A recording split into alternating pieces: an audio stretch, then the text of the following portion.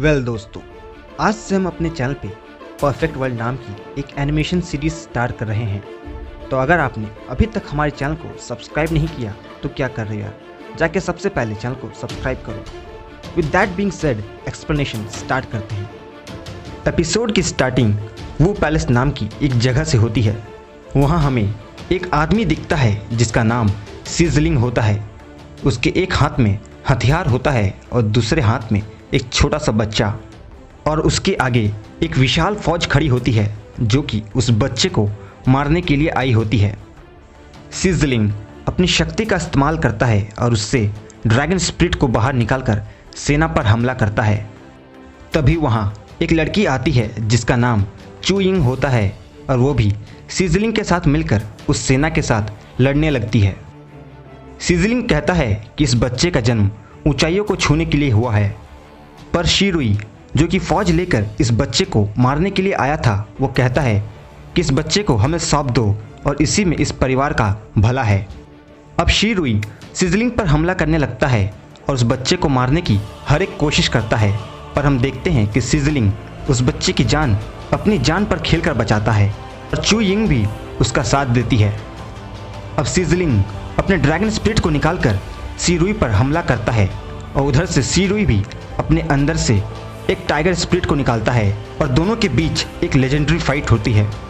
शीन यहाँ से शिफ्ट होता है और हमें एक गांव का सीन दिखाया जाता है जहां एक विशाल वानर हमला करने आया होता है, पर उस गांव की रक्षा एक दिव्य शक्ति कर रही होती है और इस वजह से वो वानर कुछ नहीं कर पाता है।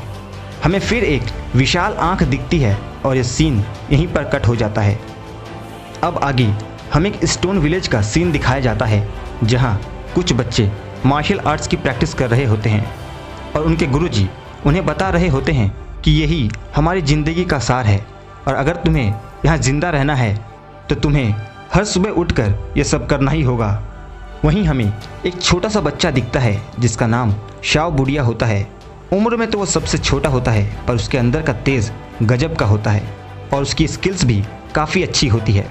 ग्रैंड मास्टर बच्चों से कहते हैं कि अगर तुम लोग बड़ी मेहनत नहीं करोगे तो आखिर तुम बीस्ट का मुकाबला कैसे करोगे, और फिर सभी बच्चे मन लगाकर मार्शल आर्ट्स की प्रैक्टिस करने लगते हैं। अब कहानी आगे बढ़ती है और हमें दूर जंगल में एक 2 हेडेड राइनो दिखता है जिसे उसी गांव के कुछ लोग पकड़ने के लिए आए होते हैं, और अगर वे लोग इस राइनो को पकड़ लेते हैं तो उनके गांव की खाने की कमी पूरी हो सकती है। सभी लोग प्लान बनाकर उस राइनो को पकड़ने का डिसाइड करते हैं, पर उनमें से एक उतावला आदमी जोश में आकर राइनो के पीछे कूद पड़ता है और फिर राइनो उस पर हमला करके वहां से भागने लगता है।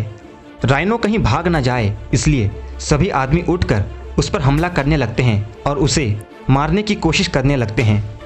इस हड़कंप की आवाज़ सुनकर एक ब्लू ईगल वहां आ जाता है और राइनो पर हमला करता है और उसे वहां से उठाकर ले जाने लगता है।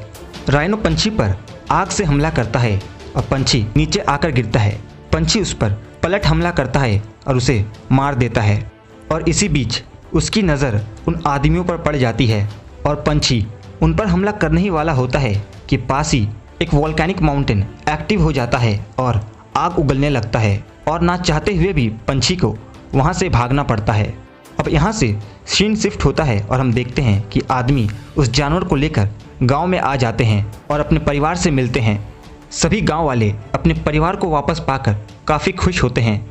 वहीं दूर खड़ा शाओ बुडिया जब ये देखता है तब वो काफ़ी उदास हो जाता है क्योंकि उसके माता पिता वहाँ नहीं होते हैं। तभी ग्रैंड मास्टर शाओ के पास आते हैं और उसे समझाते हैं कि सब्र से काम लो, तुम्हारे माता पिता भी तुमसे मिलने ज़रूर आएंगे और तुम्हारे माता पिता तुमसे उतना ही प्यार करते हैं जितना कि तुम उनसे करते हो। अब सभी गांव वाले मिलकर पर्वत देवता गॉड लियू की आराधना करते हैं ताकि ईश्वर उनके गांव की रक्षा ऐसे ही करते रहे। अब गांव वाले उस 2 हेडेड राइनो से एक मैजिकल एसेंस बनाते हैं जिसमें अगर गांव के सभी बच्चे नहाते हैं तो उनकी हड्डियां उसी राइनो की तरह मजबूत हो जाएगी। ग्रैंड मास्टर बच्चों से कहते हैं कि इससे तुम्हें काफ़ी ज़्यादा दर्द हो सकता है, पर अगर तुम टिके रहे तो तुम्हारी हड्डियां उसी राइनो बीस्ट की तरह मजबूत हो जाएगी। अब ग्रैंड मास्टर इस प्रोसेस को स्टार्ट करते हैं और जैसे ही प्रोसेस स्टार्ट होता है हम देखते हैं कि बच्चों को काफ़ी ज़्यादा दर्द होने लगता है। सभी बच्चे दर्द के मारे उस टब से बाहर छलांग लगा देते हैं, पर शाओ बुढ़िया अभी भी वहां टिका रहता है और दर्द को सहने लगता है। अब ग्रैंड मास्टर के कहने पर शाओ बुढ़िया इस एसेंस को ऑब्जर्व कर लेता है, पर उसे बहुत ज़्यादा दर्द होता है। सभी गांव वाले ये देखकर काफ़ी हैरान होते हैं कि आखिर शाओ बुढ़िया इतना दर्द कैसे सह पा रहा है। शाओ बुढ़िया अब उस टब से बाहर आता है और हम देखते हैं कि उसके पूरे शरीर में आग लग गया है और वो दर्द के मारे जोर जोर से करहा रहा है। दर्द के मारे शाओ बुढ़िया पास ही पड़ी बाट टब को अपने दोनों हाथों से हवा में उठा लेता है और ग्रैंड मास्टर ये देखकर शॉक रह जाते हैं। प्रोसेस के बाद शाओ बुढ़िया की हड्डियाँ काफ़ी मजबूत हो जाती है और सभी बच्चे उसकी वाहवाही करते हैं। बाद में शाओ बुढ़िया गॉड लियू के पर्वत पर जाता है और उनकी आराधना करता है ताकि गॉड लियू उसके माँ बाप को वापस ले आए। और वह ये सोचकर काफ़ी परेशान होता है कि आखिर वह अपने माँ बाप को कैसे पहचान पाएगा, क्योंकि उसने उन्हें कभी भी नहीं देखा है। वो यह सोचकर वहीं ज़मीन पर बैठकर रोने लगता है। तभी एक छोटी लड़की उसके पास आती है और उसे अपना अंगूठा चूसने के लिए देती है, पर शाओ बुढ़िया उससे चिढ़ते हुए कहता है, मैं बच्चा नहीं हूँ। वो छोटी लड़की तुतलाते हुए उसे बिग ब्लू बर्ड एग कहती है और फिर शाओ बुढ़िया उसे ग्रैंड मास्टर के पास जाने को कहता है और वहाँ से भागते हुए कहीं चला जाता है। वहीं हम देखते हैं कि गांव के सभी बच्चे ब्लू बर्ड के घोंसले पर अंडा चुराने के लिए आए होते हैं और तभी ब्लू बर्ड की नज़र उन पर पड़ जाती है और यहीं पर यह एपिसोड खत्म हो जाता है।